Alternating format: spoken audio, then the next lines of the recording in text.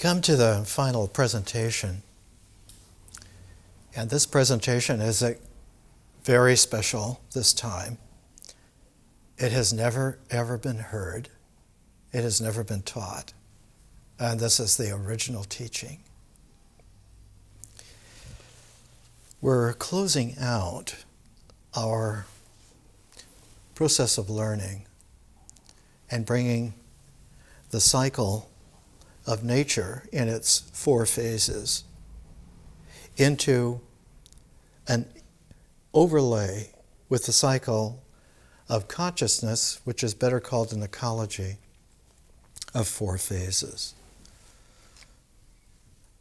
The 4 phases of nature tend to be circular in process, but square in form. The reason for this is that in nature, all the processes of nature are feminine. And all the forms that emerge out of feminine natural processes are masculine. So that in nature, the processes are feminine and the forms are masculine. In consciousness, there's a do-si-do. And all of the processes are masculine, and all of the forms are feminine. So that there is a double peculiarity when you overlay the two together. Because the forms are feminine in consciousness, it is geometrically a misleading thing to say that they're a frame of reference, a square. So the easiest way to keep the geometry but to show the difference is to make this square a diamond. So that the forms of consciousness create a diamond and the forms of nature create a square, and when you bring them together, you get a mandala of 8 angles, 8 points.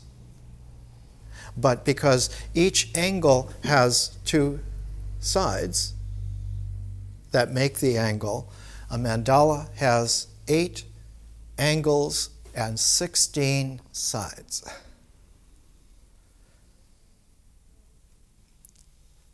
The first person on this planet to ever get analytic enough to isolate a single moment of thought was the historical Buddha, and his saying was that thought, a moment of thought, called in Sanskrit citta, C-I-T-T-A, pronounced citta. A moment of thought has 16 parts, but only 8 of those 16 are ever discursive so that one could analytically determine them. The other 8 always occur as a trill, so that when one speaks of form of a thought, it has 8 parts, 8 phases, but it has 8 other aspects that always occur as a flow, as a trill.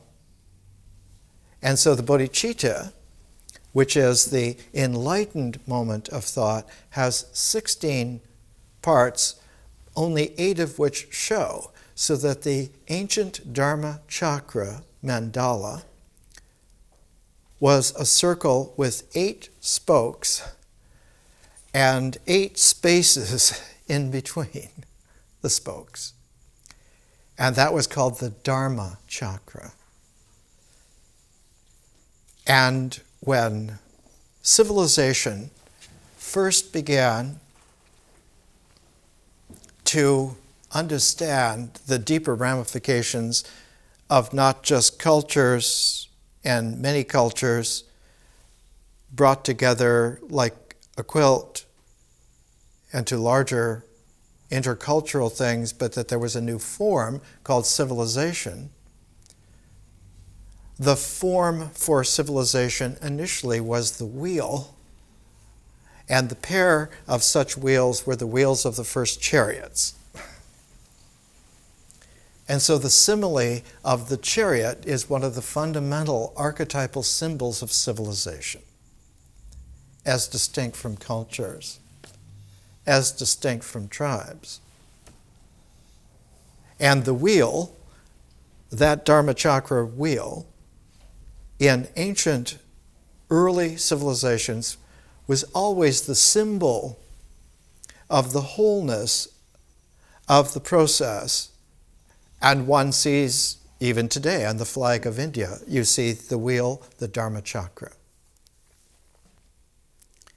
The saying was that the Dharmachakra is the wheel turned by the historical Buddha.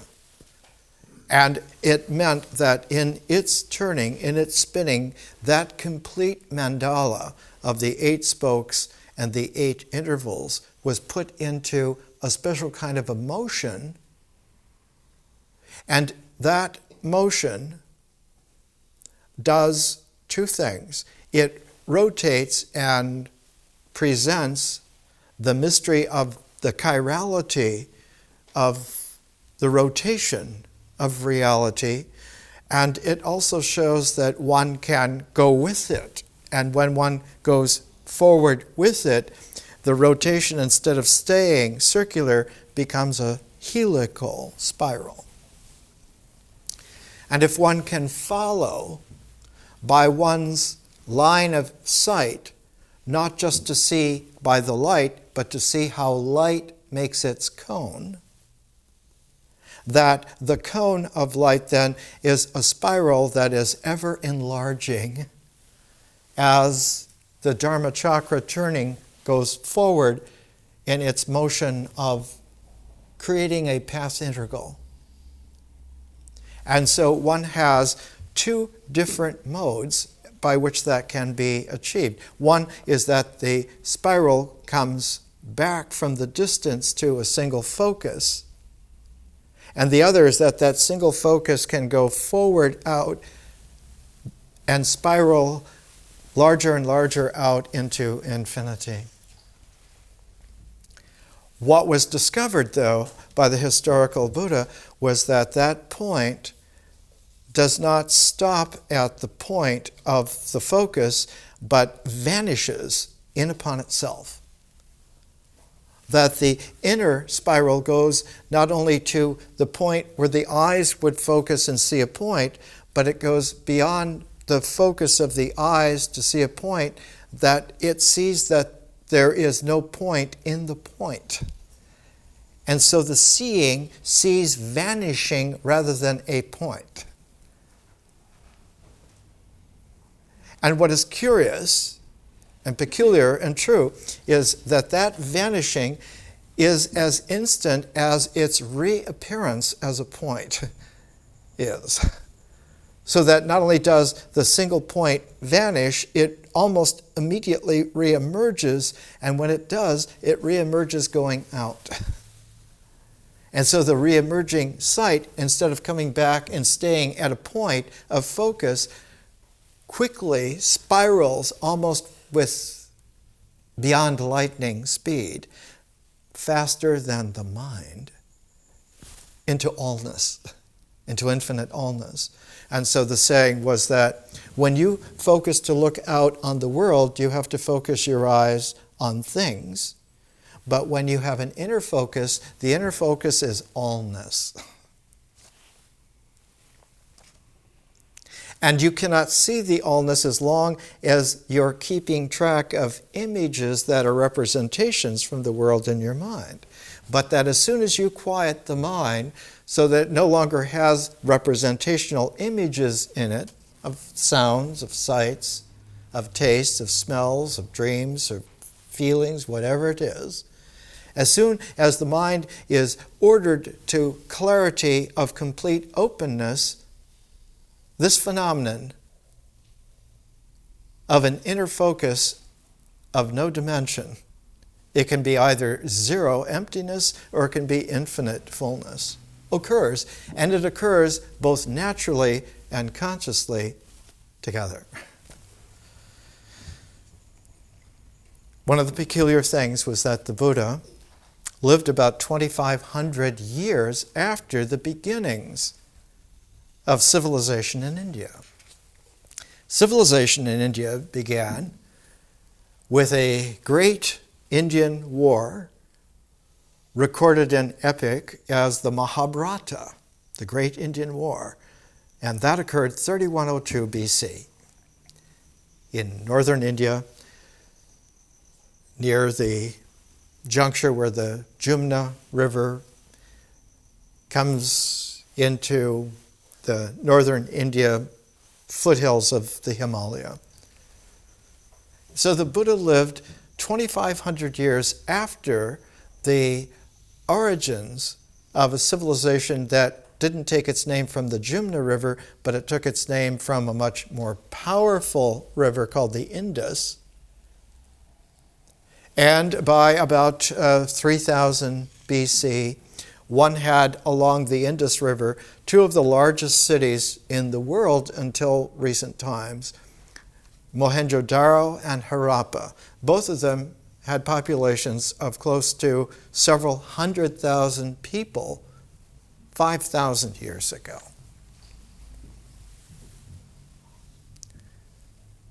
Most of this was unknown and undiscovered because after the Indus civilization wilted because of what we have seen are endemic flaws, not just errors, but flaws, and also the path of the Indus changed its course in several places, and what were farmlands became desert.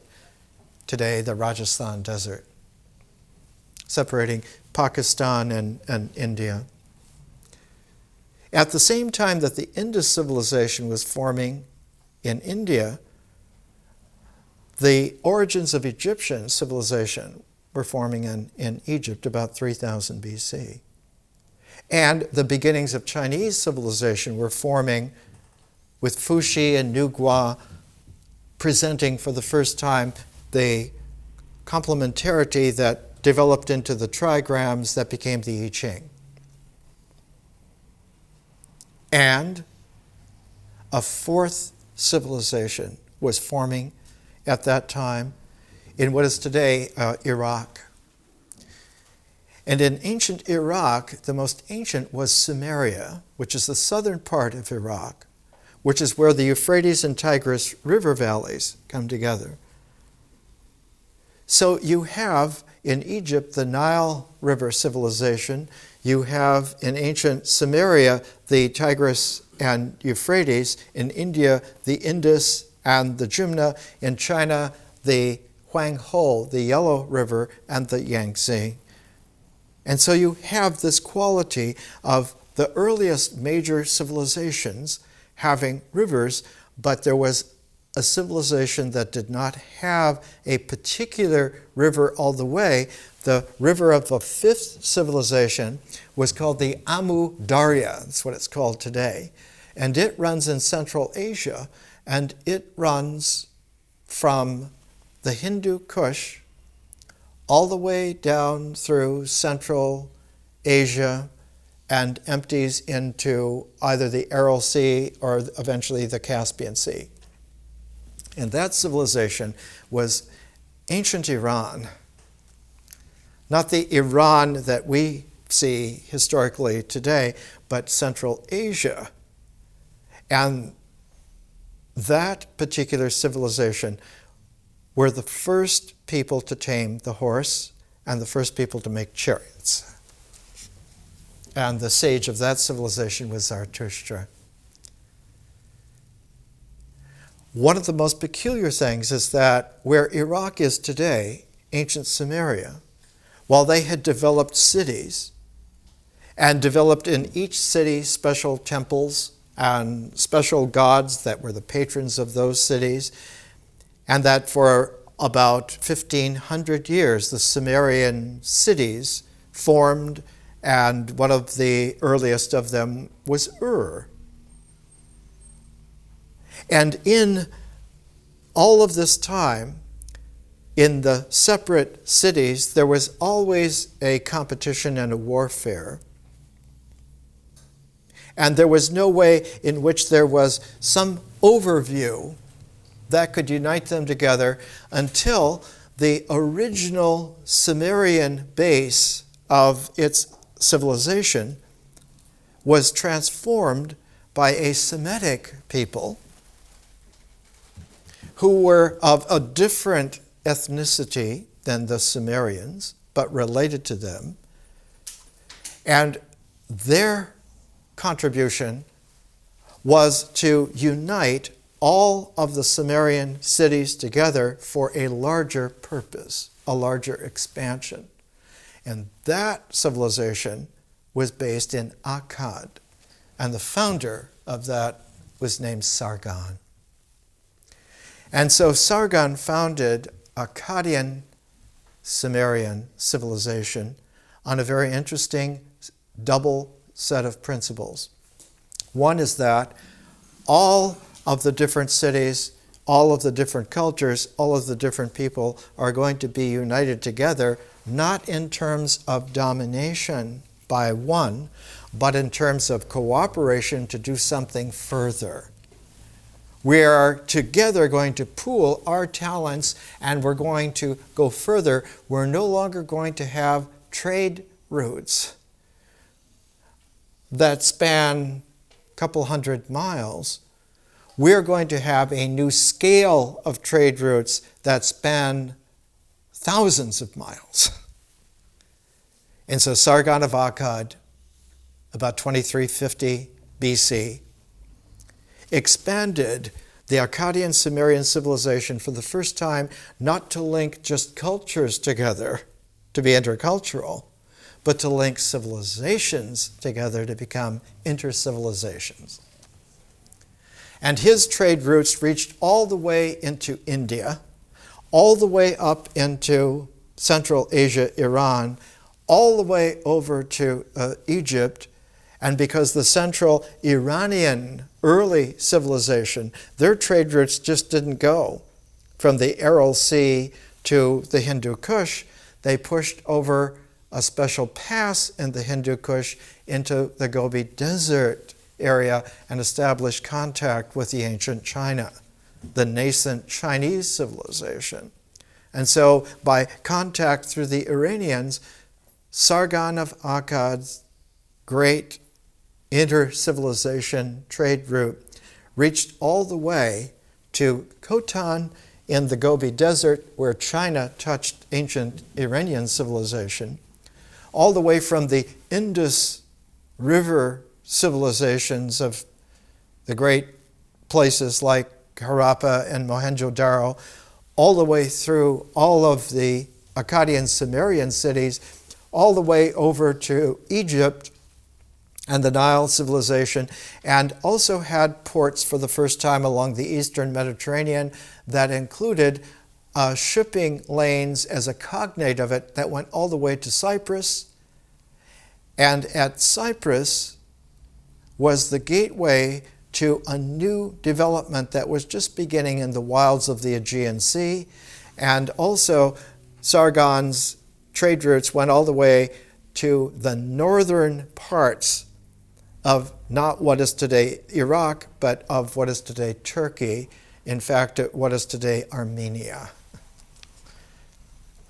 And at Armenia, as well as Central Asia, they discovered contact with the Scythians. And at Cyprus, they discovered contact with certain vanguard groups of Scythians that had come down and considered themselves now not Central Asians, but Aegean peoples, and they're the original Greeks. So in three different fronts, the ancient Akkadian civilization established for the first time an interface between Semitic peoples and Greek peoples on three different fronts, but because they were so completely different, they needed a resolution of a third quality of people to meld them together, to blend them together. Not to blend as in just mixing, not to meld as in like getting rid of both for something else, but to synergize the two in terms of a third that was neither and yet contributed something new that was indispensable.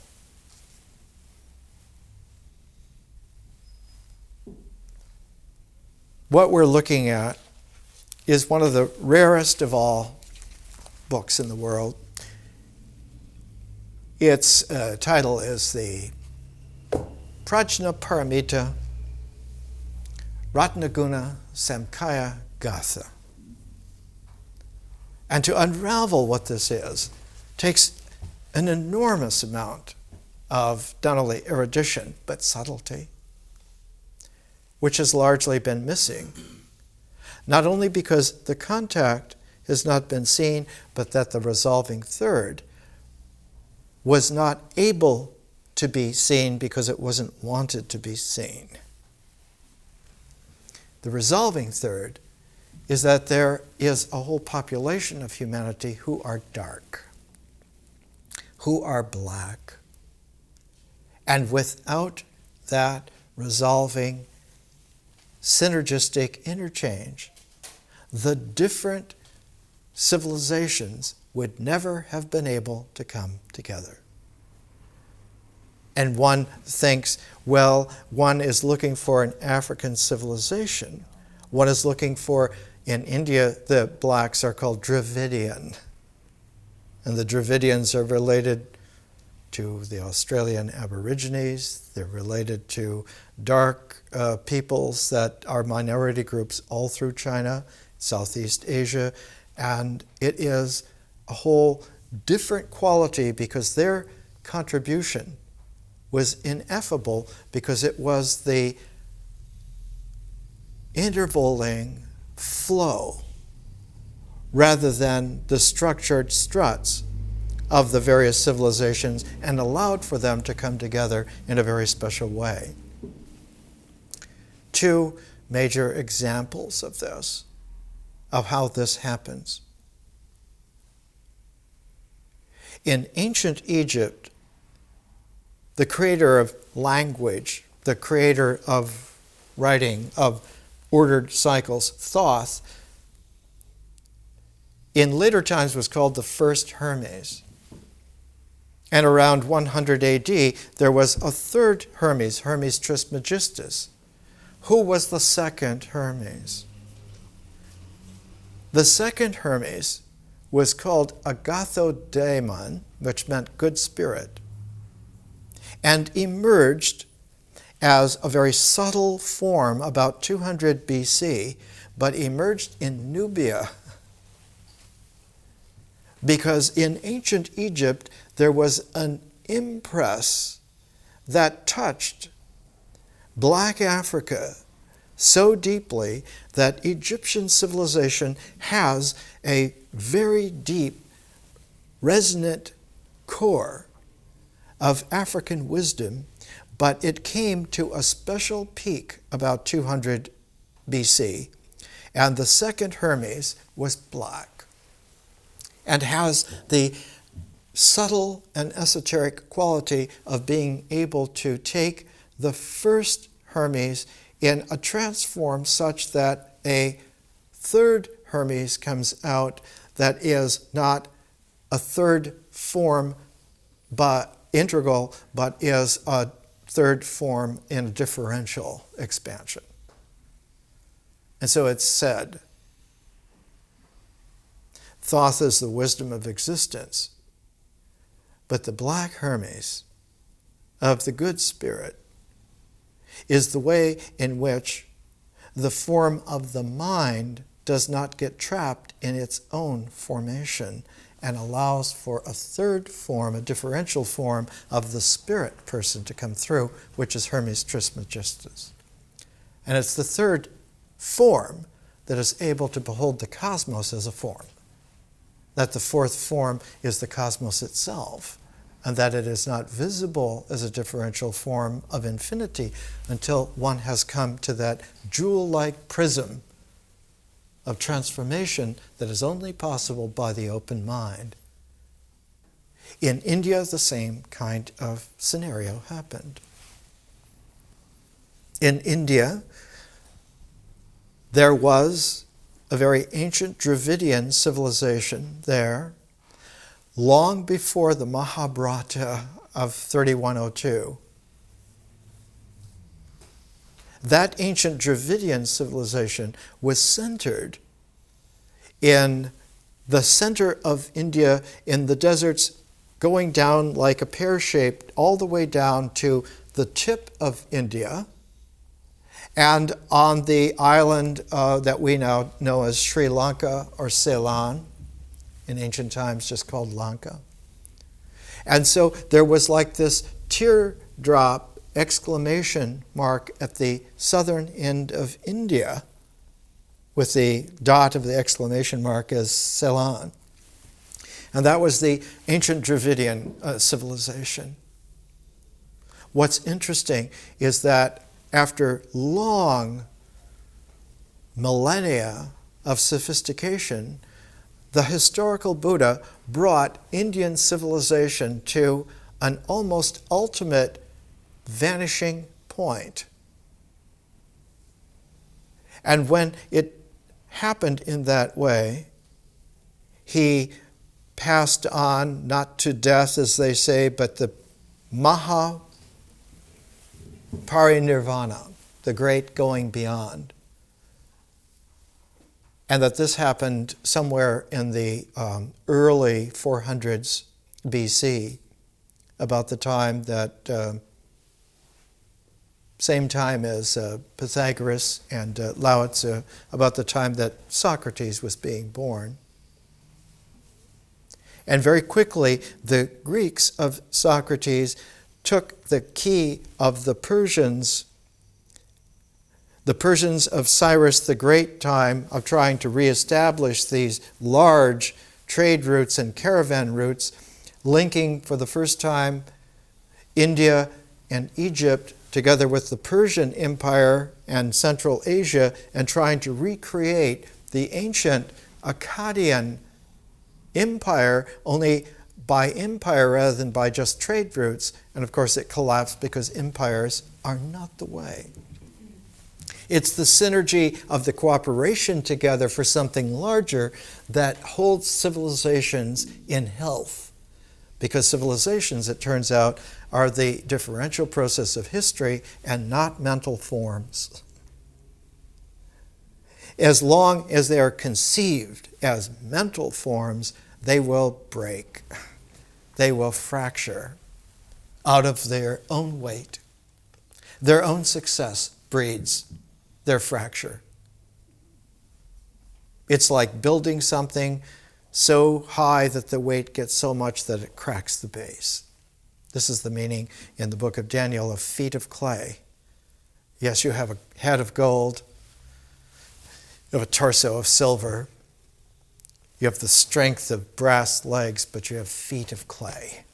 And so all civilizations crumble. They do not die, they crumble because of this flaw. What is not incorporated in empires and civilizations is the black wisdom of the rhythm of the spaces that are not different spaces, but all one flow. So that it has not just the position of forms, it has the dynamic of process that is both living and wise.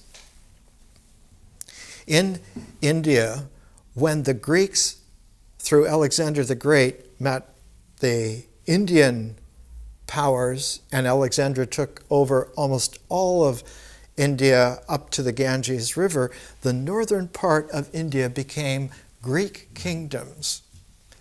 And those Greek kingdoms, eventually after several hundred years, produced a Buddhist empire in the rest of India called Ashoka's empire, because the Maurya dynasty emulated the great Alexander's dynastic ambitions.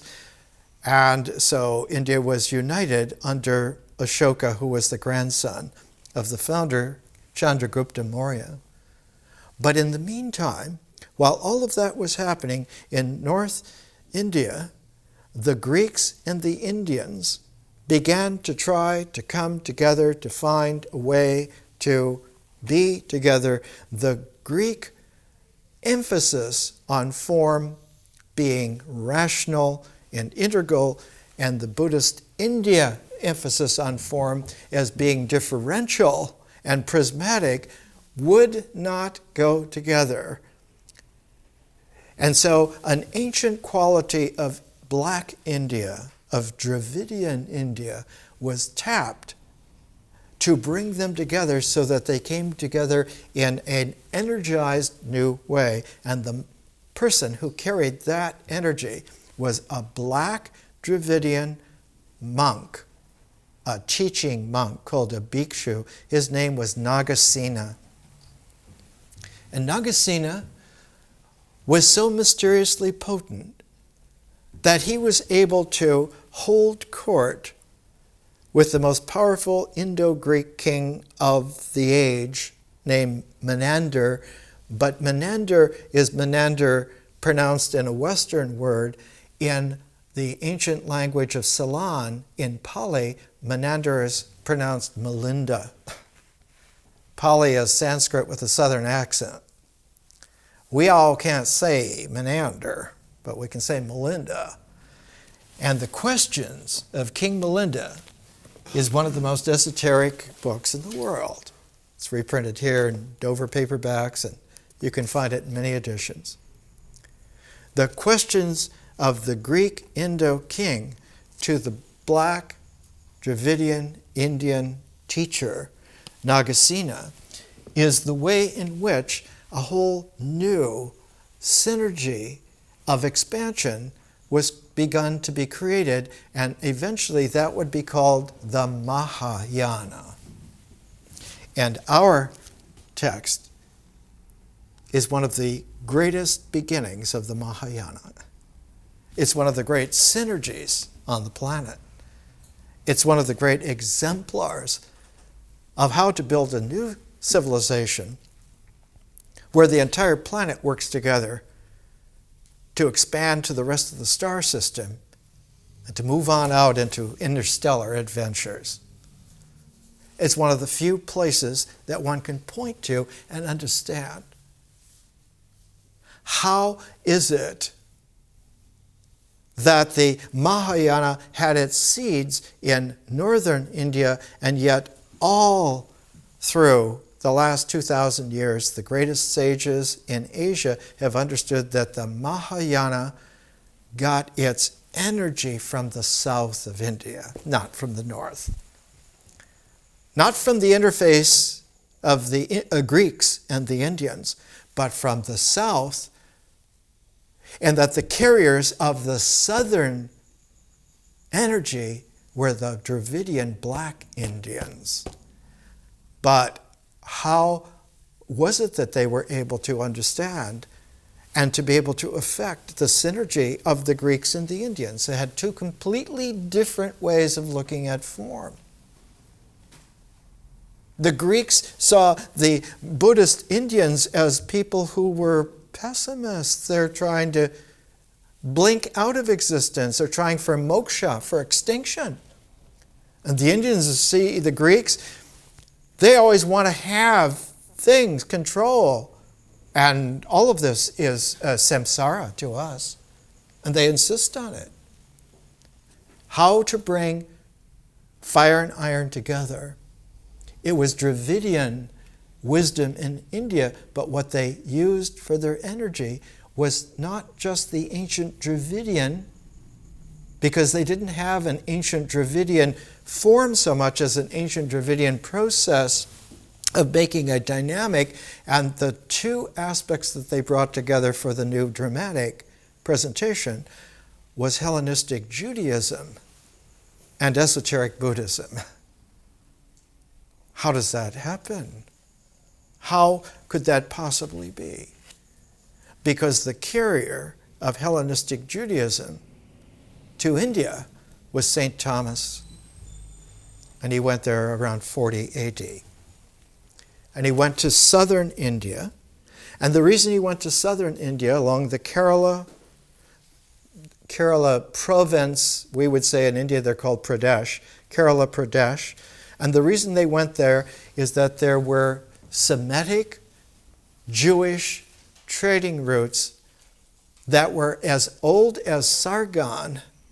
And by that time that Thomas went, Jewish Semitic trading with India had been going on for 2,500 years.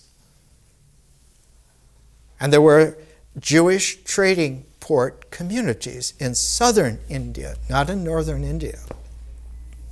The Greeks and the Persians were in the north. In the south of India is where the Hellenistic Jewish trading ports were, and St. Thomas went there.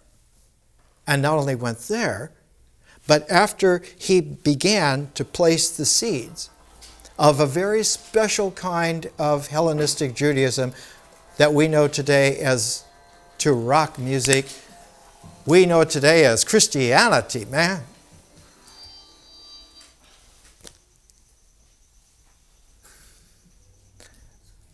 That's why the 20th century didn't learn anything. It got distracted. But look here. St. Thomas not only went to Kerala, but he, with all joy, went further to the east and a little bit to the north, and he went to a place that today is a very huge city called Madras, about 8 million people. And in the southern part of Madras, right across the main highway from the racetrack, is a hill called St. Thomas Mount. And he delivered the Sermon on the Mount from memory on that mount. And if you go just a little further east and a little further north, like about 8 miles, you will come on the Indian Ocean coast of Madras to St. Thomas Cathedral that's still there today, which is where St. Thomas is buried. He's the only disciple of Jesus whose tomb can be visited any day of the week and has been for 2,000 years.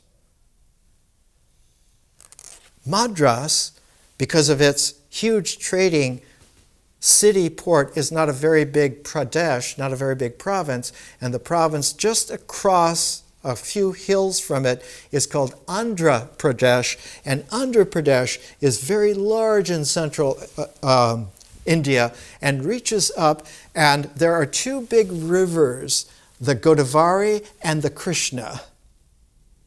And those 2 rivers are extremely powerful in south central India. And the most poignant of them is the Krishna River in terms of bringing the energy of south central India together. And it's a very wide river in many places that eventually come down to the Indian Ocean. The mouths of the Krishna are huge. It's almost like the Ganges. On the south coast, about 100 miles inland, is a place called Amarvati. It means sojourn of the immortals. It means when the mortals who are not there, but who are mysteriously always moving on a sojourn, they sojourn through this lens, which is Amarvati. And that's where the Prajnaparamita literature was first born, out of the insights of the first generation who learned from St. Thomas in the Black Dravidian way of central India, of how not to look at the forms which are disparate, but how they rhythmically can be danced together and put together, and so that the wisdom of central Dravidian India is posited not in philosophy, but in mystical music. And the vehicle of mystical music in Dravidian central India is through wooden flutes that are sort of a cross between the flute and the African kinds of percussion instruments, and the Australian Aborigine didgeridoo. And the South Indian flute, the great master of it, was named Panalal Ghosh. And if you've ever heard that music, you realize that it is mysterious because it not only fades into an emptiness which is fertile, but it fades into an infinity which is eternal, both at the very same time. It is this place on the Krishna River at Amaravati that was the beginnings of the Prajnaparamita literature, of which this is one of the earliest examples. Let's take a break and we'll come back.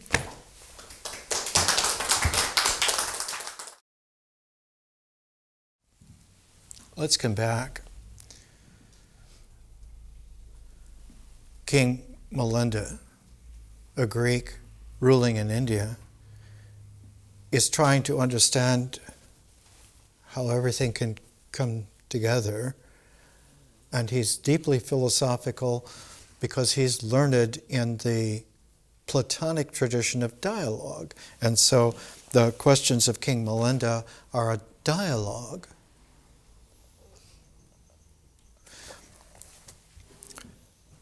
The original Buddha's teachings are sutras, not dialogues.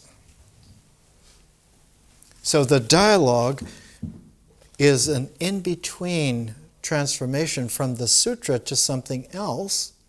And the something else initially was called a Gatha.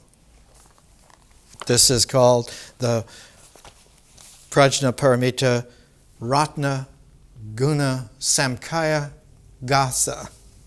Gatha is an ancient term from Central Asia, from ancient Iran, from Zarathustra.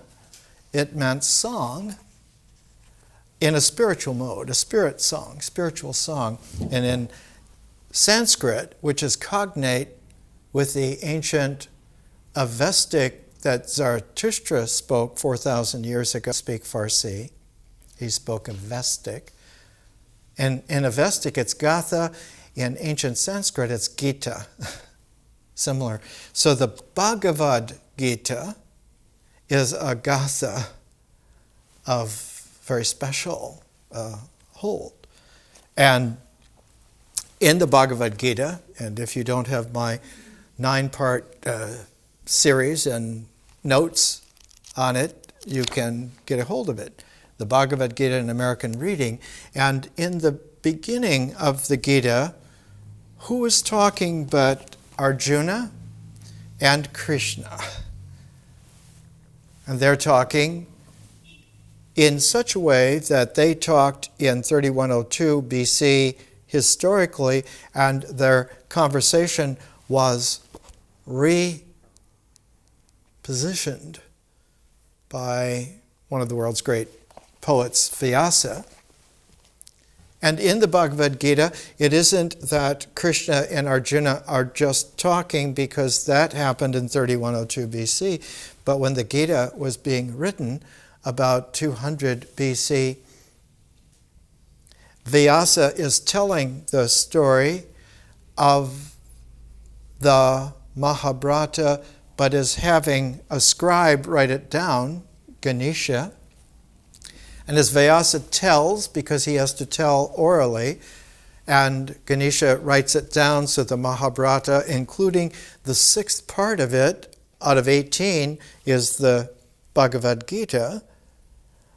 But when it comes to the Bhagavad Gita, it's a very special, it is a visionary space within an artistic telling of something that happened in history. So there's 3 different levels. So the Bhagavad Gita is a conversation that Vyasa tells in great poetic art of something that happened in history, but it is being told in a visionary way by a sage named Samcaya, who uses super yogic powers to overhear what is happening on the distant field of battle to the king. the old blind king, Duryodhana, and Dhritarashtra, the king, and his son. The son can see, but the king is blind. He can't see, and so he has to be told. And so the sage Samcaya sees in his yogic vision and hears with his yogic ear the conversation, which is the Bhagavad Gita.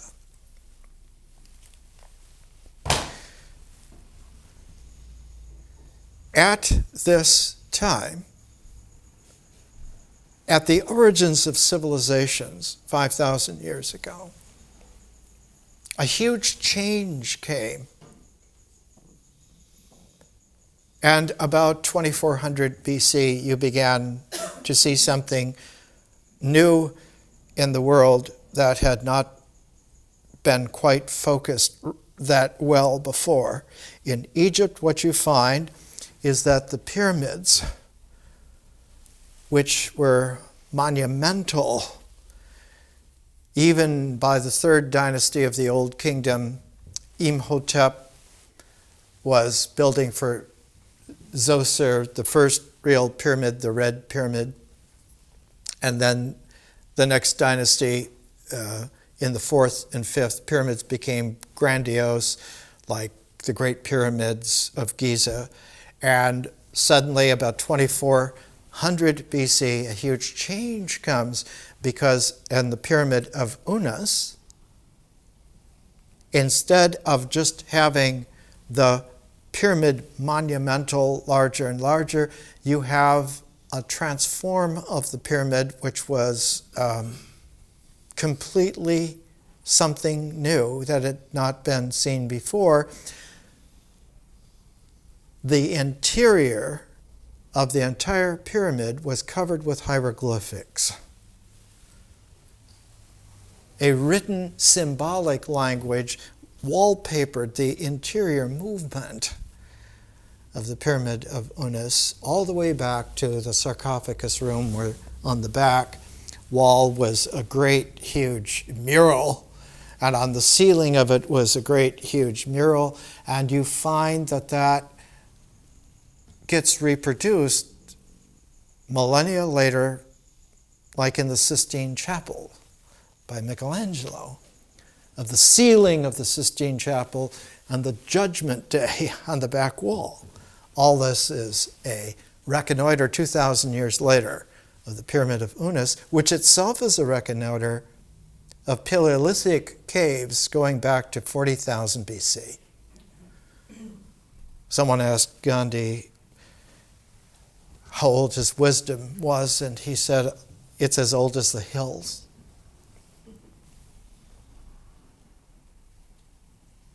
What is special is that in Sargon's time, and his time is about the time of the Pyramid of Unas, there also is the pinnacle of the Indus civilization beginning to suffer from the Indus beginning to change its course.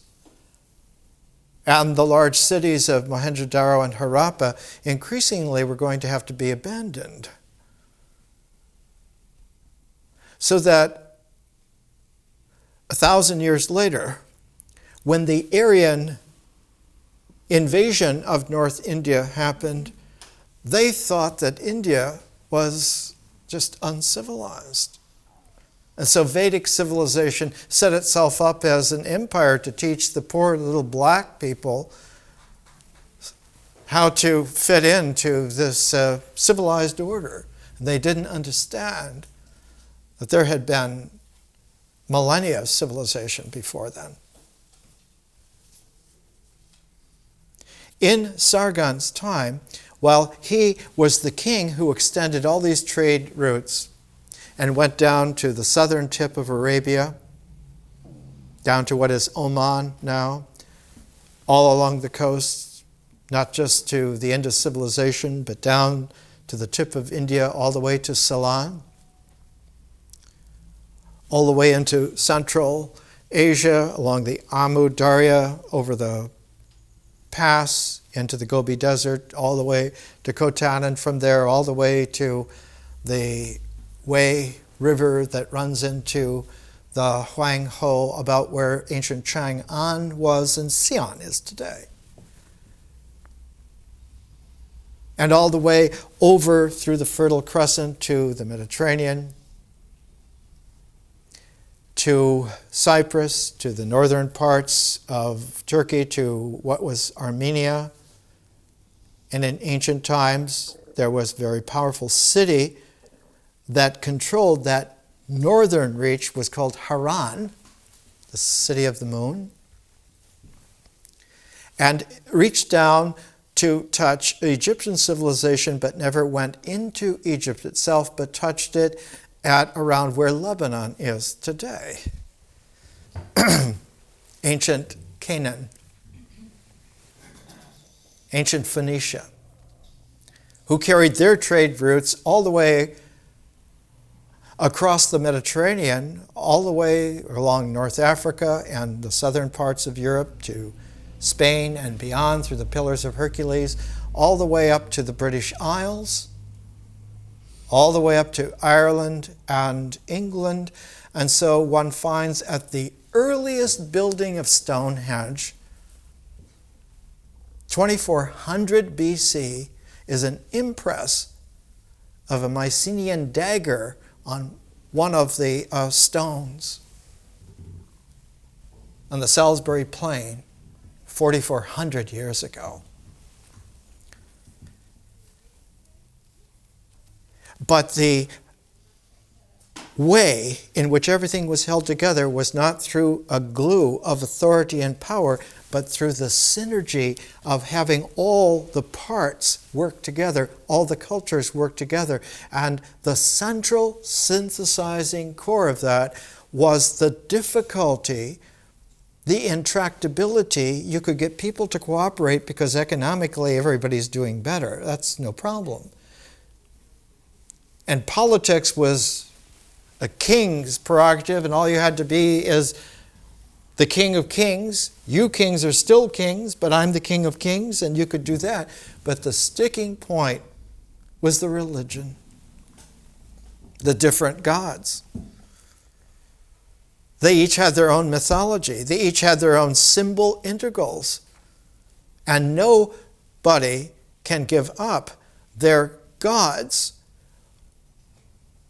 as long as they're living in a culture, an experience based on the necessary rituals and sequences of existence and codified by the necessary ideas and concepts of the mind that reinforce the beliefs of experience in life, and that all of this would come unraveled.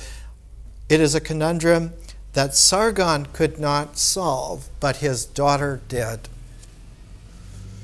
And so Sargon's daughter, Enheduanna, was the esoteric solution to how the civilization of civilizations was first made.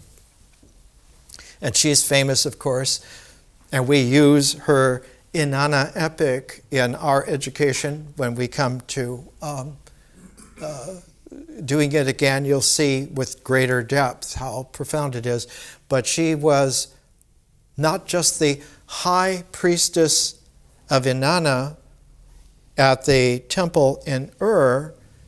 There were 42 temples in Sumer Akkad in 42 different centers, and they had to be brought together. So she traveled to each one of them, to all of them, and for each one she put the religious vision in its mythological and ritual base in symbol center.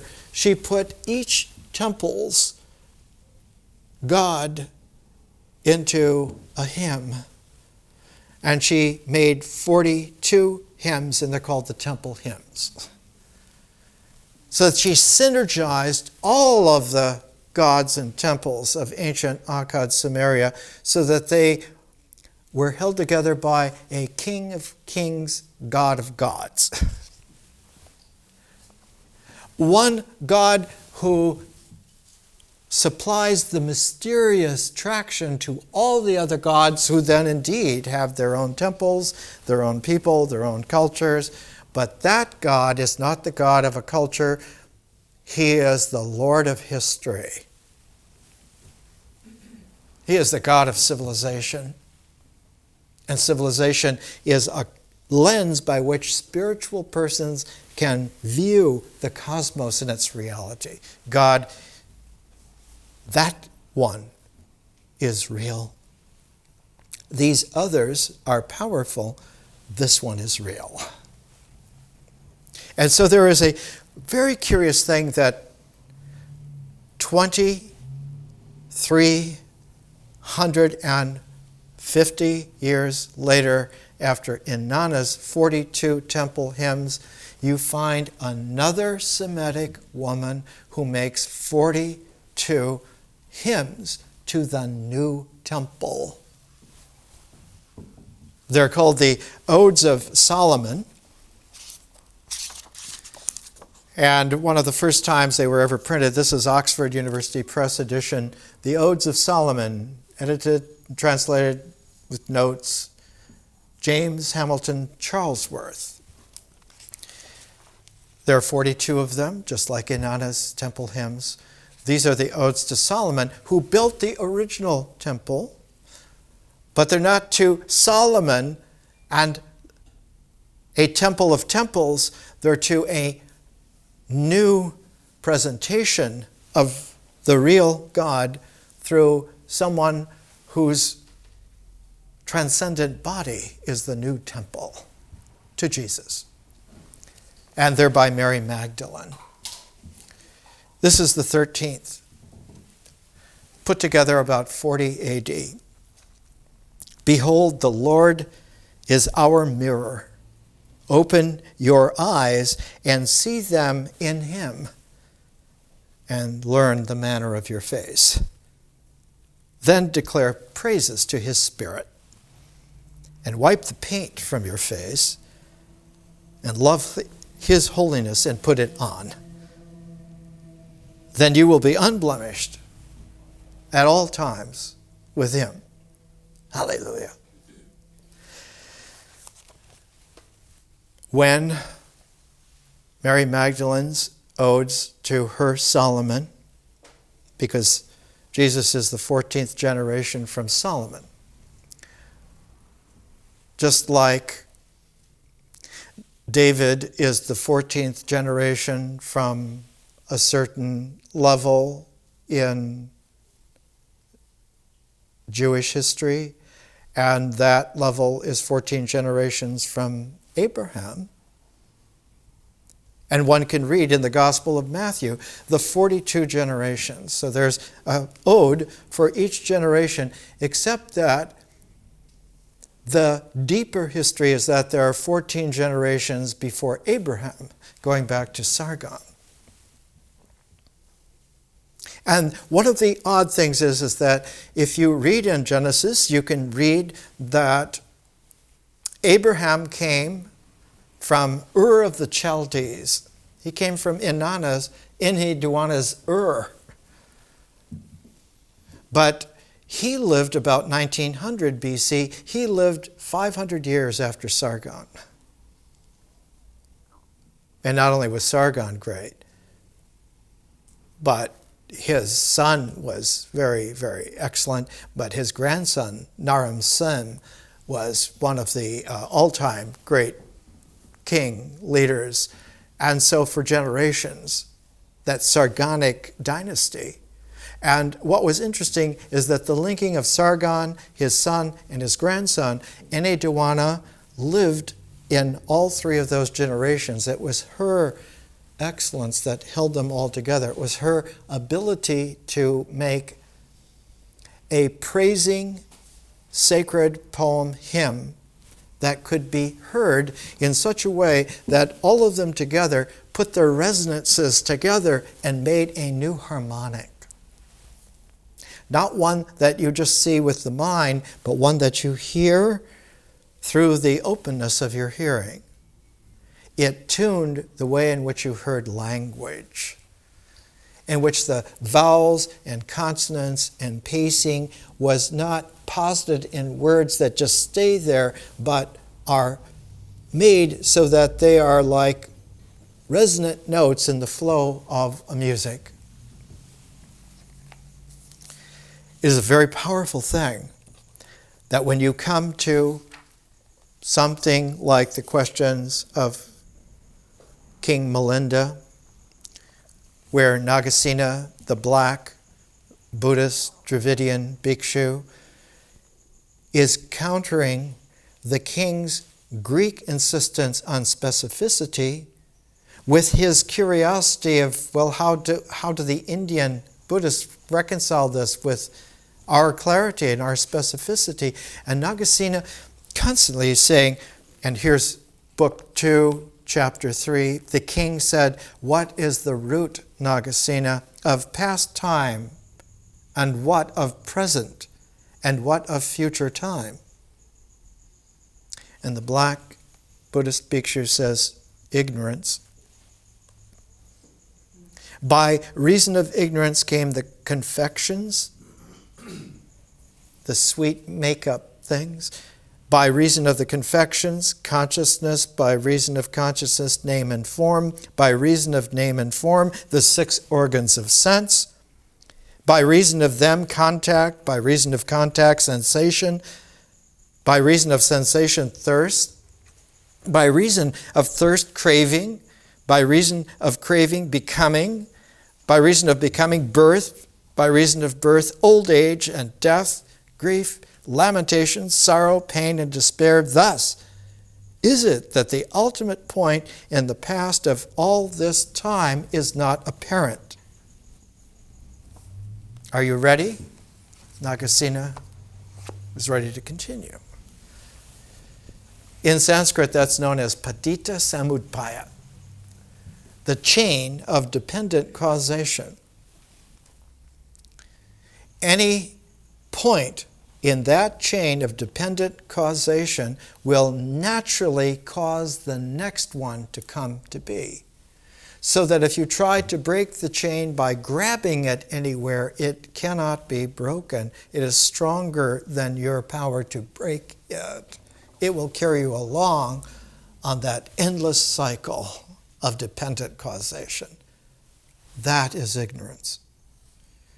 But the chain is just a chain along a rim of a circle that has an invisible structure that holds it together.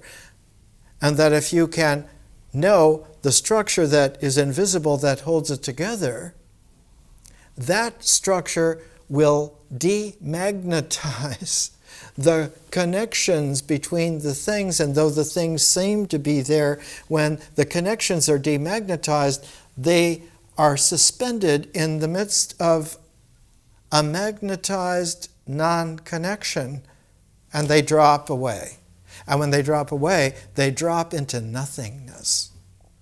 They don't just collapse and are like this collection of trinkets. They vanish without a trace. They don't leave any trace at all. Neither in time, nor space, nor consciousness, nowhere. And what reoccurs then is not the causality of dependent causation, trinkets, but what reoccurs then is the Dharma chakra, the wheel. Not the wheel of like a wheel that gears you and puts you into something, but a Dharma chakra, which when turned, its rotational spinning and its radiational vibrant energy creates, in physics, the phenomenon is known as the soliton.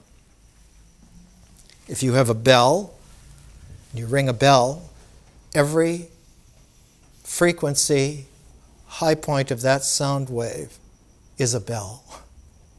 Every part of the sound of a bell is a bell, bell-shaped. You could reconstruct the shape of the bell if you could take one tone, one frequency of one tone, and you could put it on an oscillograph and you could tell what the shape of the bell is from that.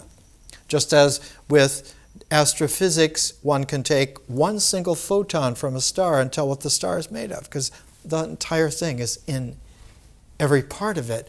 This is the mystery of unity. When it comes to something like the change from sutra to the Prajnaparamita Sutras, all of a sudden it's not apparent of how this happened, and it's been a mystery to most people. How does this happen? The Indians wondered about it. The Central Asians wondered about it. The Greeks, the Chinese, the South Asians, the Ceylonese, the scholars, forever. How does it happen? Because it has a Dravidian Black India interface that shows most poignantly here, starting with Nagasena and having a resonance to it with one of the greatest sages on the planet of all time named Nagarjuna. Nagasena, Naga Arjuna.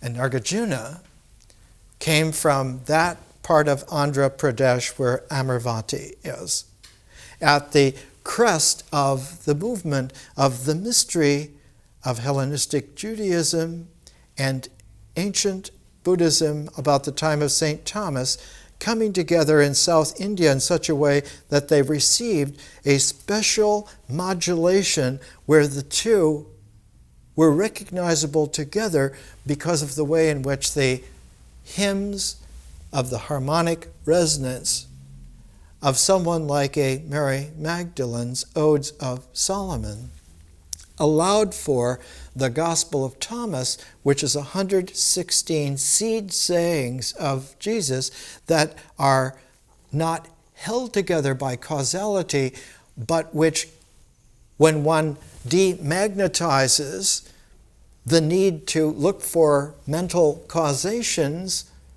they reform themselves into what is called the garland of a precious ornament. So when it comes to here, Sakra, king of the gods, asks the victorious one. In ancient Sanskrit, the victorious one, the word was Jina, Jina. So, here, the king of the gods now. Not just the king of the Bactrian Indo-Greek Empire, but now it's the king of the gods who needs to know. And needs to know not from the Buddha, but from a further transform of like a Nagarjuna into a Nagarjuna. Because Nagarjuna is the one who then takes the transform and carries it all the way to a new form, a third form.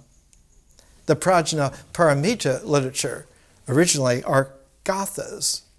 They're mysterious sacred hymns where the dialogue now has become a new kind of a hymn, but it's a hymn that has a very special, in fact, it has two special qualities that are incommensurate in terms of the world. One of the great scholars who did all of the English Prajnaparamita literature for decades, Edward Kanzi, he says the thousands of lines of the Prajnaparamita literature can be summed up in the following two sentences. And they just keep saying it over and over again, and like, God is great. All the time, in every conceivable facet and form, what are the two? One should become a bodhisattva or a Buddha to be, one who is content with nothing less than all knowledge attained through the perfection of wisdom for the sake of all beings. And two, there is no such thing as a bodhisattva or all knowledge or a being or the perfection of wisdom or attainment. To accept both these contradictory facts is to be perfect. And so the earliest Mahayana Sutra from the south India is called the Astasarika Prajnaparamita. The original man who investigated this, Obermiller, this is his original from Leningrad, 1932. The doctrine of Prajnaparamita, as exposed in the Abhisamalayam of Maitreya. Maitreya is the future Buddha. And one can find analysis of this republished by the Asian Humanities Press. I think our Bodhi tree here carries this. He did a large scholarly version of the Astasarika with the text in Sanskrit. And he also did Nirvana in Tibetan Buddhism, because the Vajrayana is a takeoff on this. But one of his most beautiful little books, the Prajnaparamita Ratnaguna Samcaya Gatha. There used to be a cigarette from India called Ratnarani, a pipe tobacco cigarette. And it was like, meant the precious queen of smokes. Ratnaguna is the precious guna, and guna is from the Samcaya Yoga, and it's in the second part of the Bhagavad Gita. There are 3 gunas: rajas, tamas, and sattva. But there is an invisible 4th guna, which is not a guna, but is the space in between them and all around them, and that is the Ratna guna. And the Ratna guna has a particular quality that it is able to put all the things that are into a resonance that can be sung, and when one sings it, all the things that are now in this resonance are carried by a harmonic that is not a thing. And yet it still does it. It is the Bodhisattva who is the guide to teaching how to carry all things. And so Samcaya, Sam is the Sanskrit word for all. Kaya means body. It means all the bodies that are possible ever, anywhere. It's called here the accumulation. Accumulation, you could say, well, Samcaya, all bodies, is the accumulation together, but it misses the point. It misses the deep high Dharma. It's that whatever it is from moment to moment that is embodied, all of that accumulates because there is a harmonic that keeps them not only distinct and together, but allows for them that if they vanish, they reoccur instantly. They come in and come out, and when they come into emergence, they come in paired. It isn't just that Noah preserves everything in pairs, male and female.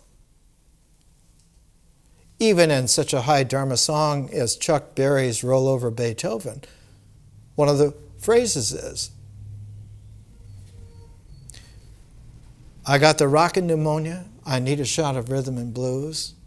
Roll over Beethoven, tell Tchaikovsky the news, they're rocking in 2 by 2.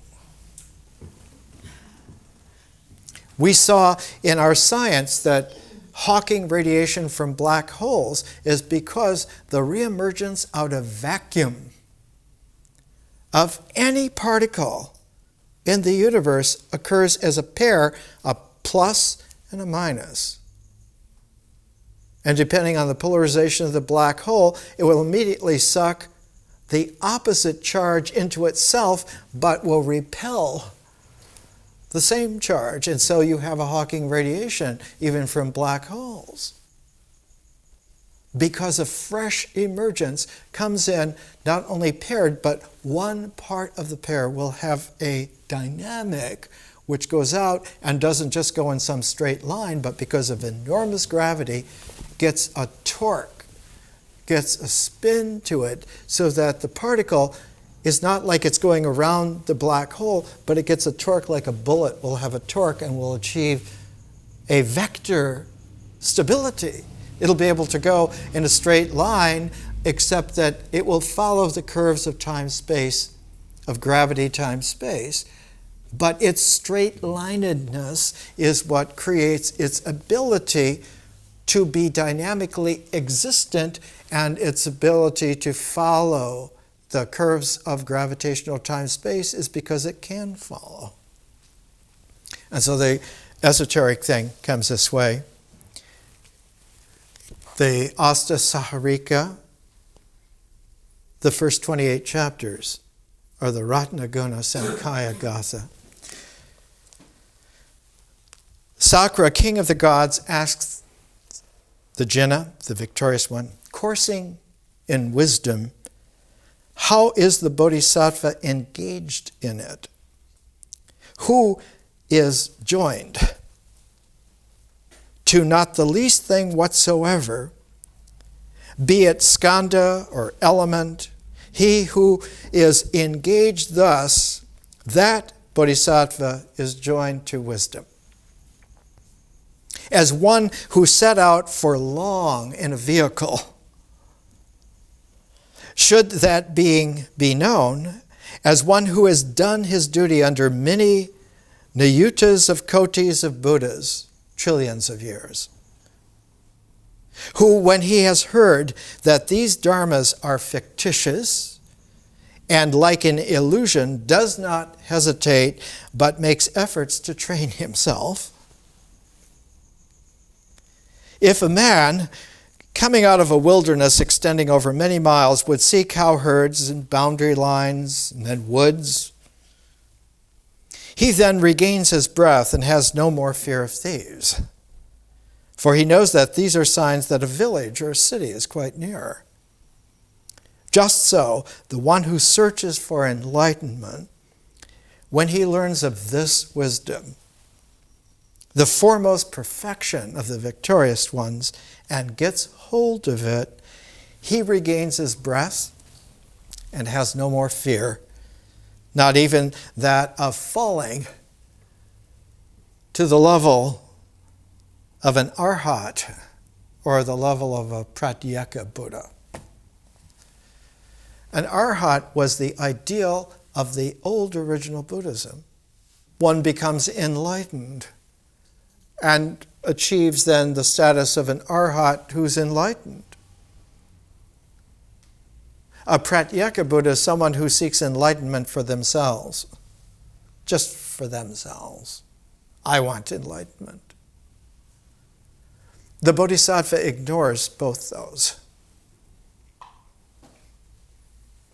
The pratyeka Buddha is like a Greek ideal. I want to know. I want to have it all. I want the completeness of it all.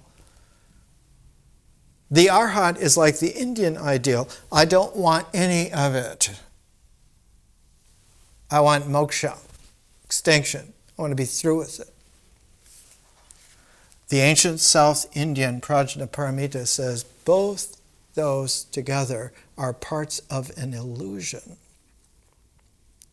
And that illusion is a set of both these together.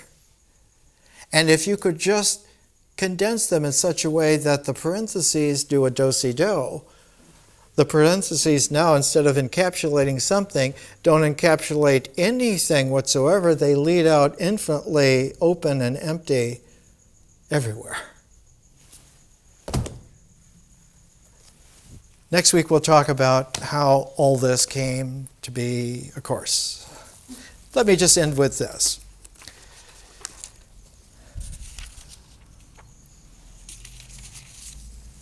We're talking about emptiness in the Bible,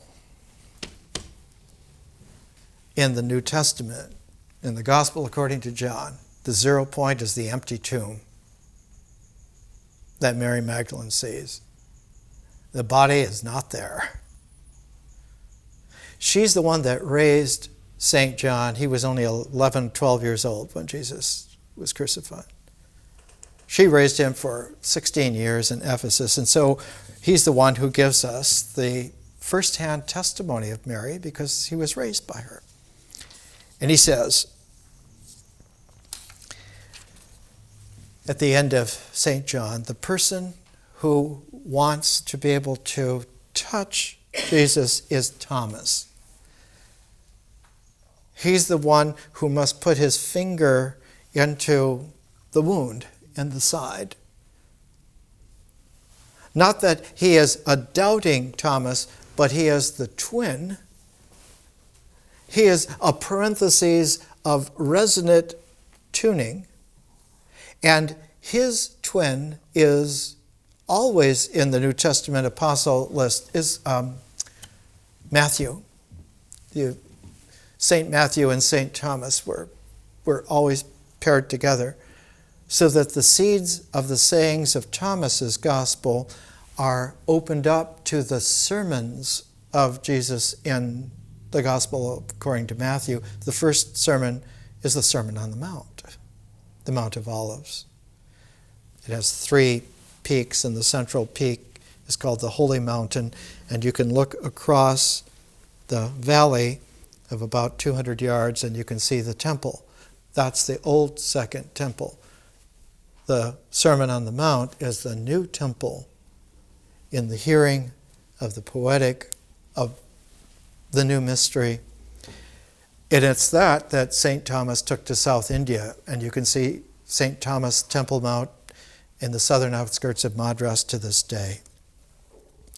That's why Sri Aurobindo located his whole new development at Pondicherry, that's just north of Madras, because this is the place in which all of that came out. And Nagarjuna lived up near Amaravati very soon after all of the developments from Thomas. And that first generation of Thomas took that Jesus, Mary Magdalene, High Dharma north quickly, because the next Pradesh, the next province beyond Andhra, is up near where the Buddha came from, Bihar, and from on the coast, Orissa, where Calcutta is.